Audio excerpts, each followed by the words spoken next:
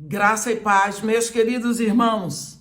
Vamos, neste momento, começar a continuar, aliás, a nossa meditação na oração sacerdotal de Jesus, que está escrita no capítulo 17 de João. Esta é a verdadeira oração de Jesus Cristo, uma oração feita à sombra da cruz. E hoje nós vamos, na nossa continuação, ler dos versículos 19 ao versículo 22. João 17, 19 a 22, onde está escrito assim: e a favor deles eu me santifico a mim mesmo, para que eles também sejam santificados na verdade. Não rogo somente por estes, mas também por aqueles que vierem a crer em mim por intermédio da sua palavra, a fim de que todos sejam um. E como és tu, ó Pai, em mim e eu em ti, também sejam eles em nós, para que o mundo creia que tu me enviaste. Eu lhes tenho transmitido a glória que me tens dado, para que sejam um como nós o somos. Amém? Agora sim, examinaremos o último versículo da segunda sessão da oração de Jesus, quando ele ora pelos seus discípulos imediatos, onde Jesus faz uma menção aqui que alguns acham de difícil compreensão, quando ele diz no versículo 19, e a favor deles eu me santifico a mim mesmo, para que eles também sejam santificados na verdade. Se prestarmos atenção à primeira menção do versículo, e a favor deles eu me santifico, será que isso significa que Jesus agora tem consciência de que ele precisa de ser limpo e purificado? Lógico que não, porque ele é perfeito, ele é puro, ele é sem mancha alguma. Mas o que ele então está dizendo aqui? Ele está usando o verbo santificar no seu significado mais proeminente e mais primário, que significa dedicar, purificar. Ele está se referindo ao fato de que ele foi enviado, ele foi separado para um trabalho especial por Deus, e que ele continua alegremente se entregando a esse trabalho com todo o seu ser, como Deus, como homem, como todos os seus atributos. Ele estava entregando tudo para trazer glória a Deus, e que assim também seus discípulos sejam santificados. Ele está dizendo: é por causa deles que eu me entrego, é a favor deles que eu me ofereço, é a favor deles que eu me santifico, eu me entrego, eu me derramo. Não é? Então, talvez pudéssemos falar esse versículo assim: é por eles que eu me dedico inteiramente a ti, é por eles que eu me entrego, que eu me rendo a ti. Há quem diga que esse versículo 19 de João 17 é o resumo de todo o evangelho. O Filho de Deus se entregou para a nossa redenção. Agora nós entramos na última sessão da oração de Jesus, onde, como sumo sacerdote, ele ora por todos aqueles que, através dos séculos, viriam a crer nele como nós. Hoje, versículo 20, ele diz: não rogo somente por estes aqui, mas também por aqueles que vierem a crer em mim por intermédio da sua palavra, quer dizer, da palavra desses aqui que ele estava falando, João, Pedro, Tiago, Mateus. Nós vamos ver o que Jesus diz. Aqueles que virão a crer em mim por intermédio da sua palavra. Claramente, Jesus está confiante de que seus seguidores iriam espalhar, iriam pregar o evangelho através do mundo, e ele ora por todos aqueles que viriam a crer nessa mensagem como resultado do trabalho. Que confiança, não é? Que Jesus acha que nós vamos testemunhar o seu nome. Assim, não importa, meus irmãos, se alguns não se interessam em testemunhar de Cristo e por Cristo, só porque ele já orou por nós, o trabalho do evangelismo sempre vai continuar. As portas estão abertas. Esse é o Deus que, quando abre portas, ninguém fechará, e quando ele fecha, ninguém pode abrir. Num congresso de evangelismo que eu estava participando em Leicester, na Inglaterra, teve um pastor tão engraçado, muito interessante, que ele veio da Escócia e ele estava falando que era congresso só de evangelismo. E ele estava falando que ele não queria os 15 minutos dele, ele ia só falar 5, que ele queria ouvir uma missionária que veio do Brasil, e era eu. E eu lá, no meio dos evangelistas, quando eu não sou uma evangelista, meu ministério é de ensino.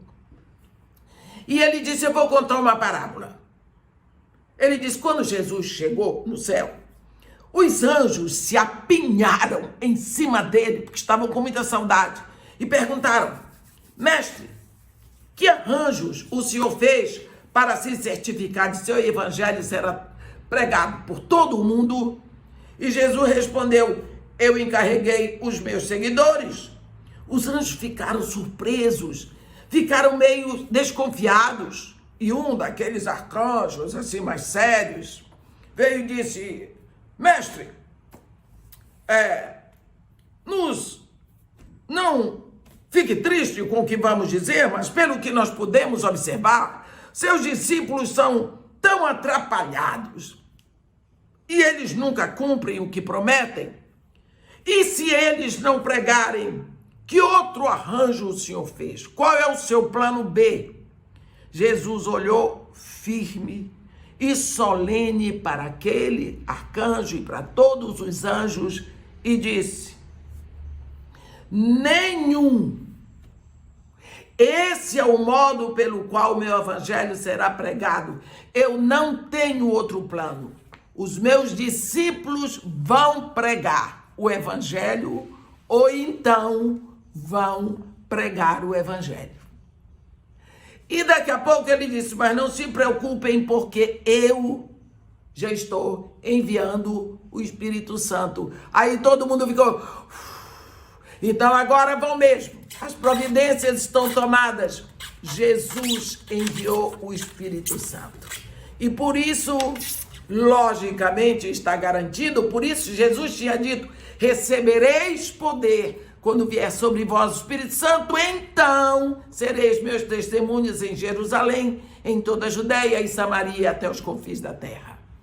Agora, no versículo 21, vemos que Jesus está orando pela unidade do seu povo. Ele diz assim, que eles sejam Pai, que eles sejam um Pai, como tu em mim e eu em ti. Olha só o que Jesus está pedindo ao Pai. Que a mesma unidade que existe entre ele e o Pai, também exista entre os seus seguidores. Hoje se discute abertamente o assunto sobre a unidade entre os cristãos, mas não se chega a cumprir a natureza dessa união. Na maioria das vezes, quando falamos de unidade, pensamos em união, que significa juntamento da igreja para formar um momento de culto. Isso não é unidade. O problema é que podemos estar em união sem ter unidade. Outros ainda confundem unidade com uniformidade, que significa adorar e seguir a mesma doutrina de uma igreja. Ora, vestem todos o mesmo uniforme. Também podemos estar em uniformidade e não ter unidade. Outros ainda acham que unidade é unanimidade, que significa todos juntos, pensando a mesma coisa, mas isso também não é unidade. Unidade é a junção de um crente ao outro num profundo senso de se pertencer à mesma família, numa disposição única e profundamente arraigada, que influencia todos a um só pensamento, uma só decisão, uma só ação. Nós vemos que para compreendermos o que é unidade, temos que saber o que significa ser um cristão. Antes de Jesus, em sua oração, orar pela unidade, ele deixou bem claro o que é ser um cristão. Alguém que sabe que sua salvação foi planejada. E foi planejada na eternidade. E entrou nessa salvação pela fé em Jesus Cristo. E que é totalmente diferente do mundo, porque é arrancado do mundo e se deleita numa contínua relação com o Senhor Jesus. Isso é ser um cristão. Um dos motivos pelos quais o movimento ecumênico não dá certo hoje é porque um número significante de seus líderes são religiosos, mas não têm testemunho claro de conversão. Unidade não é algo que nós podemos impor à igreja pelo simples fato de nos reunirmos. Não. É algo que tem que ser exposto de lá de dentro para fora. É algo que tem que vir do interior do corpo daqueles que sabem que, sem nenhuma sombra de dúvida, todos eles pertencem a Cristo. A primeira unidade é com Deus, pois se houver desunidade aí, acabou tudo. Se houver desunidade com Deus, a desarmonia já está instalada. Não podemos nos relacionar sem relação com Deus. Nós precisamos ter uma relação vertical para que então seja possível a relação horizontal. Isso é cruz.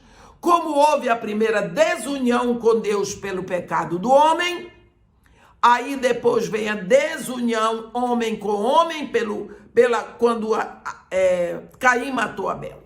Tudo ficou desorganizado. Nós não podemos nos relacionar se não tivermos restaurada a nossa relação com Deus. Temos um grande exemplo disso. Você vai ver quando Pedro, você vê lá em Atos 2, no versículo 14, a Bíblia diz, um versículo tão impressionante, logo depois da descida do Espírito Santo, quando Pedro vai abrir a boca para fazer o grande discurso, a Bíblia diz: levantou-se Pedro com os 11. Ele sempre se levantou contra os outros. Agora ele se levanta com os outros. Você vê em Lucas 22, no versículo 24, que ele se levantava contra. Agora ele se levanta com. A unidade com Deus é que vai fazer toda a diferença para que todos sejam um, como eu, tu em mim e eu em ti. A unidade pela qual Jesus está orando aqui no versículo 21 já existem entre aqueles que são verdadeiramente seus. Vemos vários tipos ou várias dimensões de unidade na Bíblia. A unidade entre as três pessoas da Trindade, eu e meu Pai somos um. Vemos a unidade entre Cristo e aqueles que são seus, quando ele diz, eu estou neles. Vemos a unidade da fé, da qual Paulo escreve em Efésios, no capítulo 4, versículos 12 e 13. Nesta unidade, existe alguma coisa que nós precisamos prestar atenção. Ele diz, até que todos cheguem à unidade da fé. Significa que ainda não chegamos lá, mas somos encorajados a lutar, a continuar. Há uma outra unidade da qual Paulo fala em Efésios, aqui no capítulo 4, versículo 3, que é a unidade de espírito, quando ele diz, esforçando-vos para manter a unidade de espírito no vínculo da paz. Isso tudo é unidade. É unidade espiritual. A mesma unidade pela qual Jesus está orando aqui, no versículo 21 do capítulo 17. No momento da nossa conversão, nós entramos no corpo de Cristo, que já está unido pelo poder, pelo dínamo do Espírito Santo. E assim o nosso dever é simplesmente manter a unidade que já existe. Porque pertencemos a Cristo, pertencemos um ao outro. Que eles sejam um, para que o mundo creia que tu me enviaste. Assim é a unidade dos crentes que vai convencer o mundo da missão de Jesus aqui na terra. Assim, a maior forma de evangelismo é a unidade dos crentes. Entregar-nos a Deus parece mais fácil que nos entregarmos uns aos outros. Quanto mais nos damos a Deus, mais nos damos aos nossos irmãos. Aqui em João 17, no versículo 20 a 24, nós vemos Jesus orando por unidade dos seus seguidores. E aqui no versículo 22, ele diz, eu lhes tenho dado a glória que tu me deste, para que eles sejam um como nós. O que é a glória que ele nos deu? Existe muita discussão a respeito dessa glória que Jesus nos dá.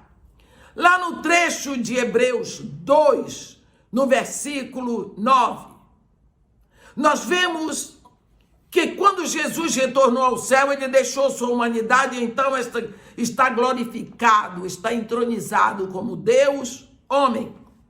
Essa é a peculiar glória da qual ele está falando.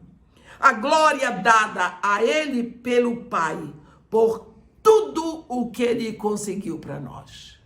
Deus se faz homem, sofre, chora, come, morre como homem. No versículo 22, aqui, quando ele diz, eu lhes tenho transmitido a glória que me tens dado, para que sejam um como nós o somos. Jesus estava antecipando a glória que ele iria receber no céu e que seria refletida em nós, na vida de todo o seu povo. Esta glória se reflete em cada um de nós, pelo Espírito que ele manda depois que ele é glorificado. Jesus chega no céu, é glorificado e então vem o Espírito. Lembra quando lá em João 6, a Bíblia diz, quando Jesus diz, quem tem sede, quem tiver sede, venha a mim e beba, porque quem crer em mim, como diz a Escritura, rios de água viva fluirão do seu interior. João escreve, isto Jesus disse em referência ao Espírito Santo que deveria ser dado àqueles que nele crescem, pois o Espírito não tinha sido ainda dado, porque Jesus não tinha sido glorificado. Agora Jesus sobe. Uma vez que ele é glorificado, ele recebe toda essa glória. O Espírito vem para cá e traz isso tudo para nós. Amém? Da próxima continuação, nós iremos ainda adiante com a nossa oração sacerdotal. Amém? Que Deus nos abençoe e nos guarde. Amém. Um grande beijo.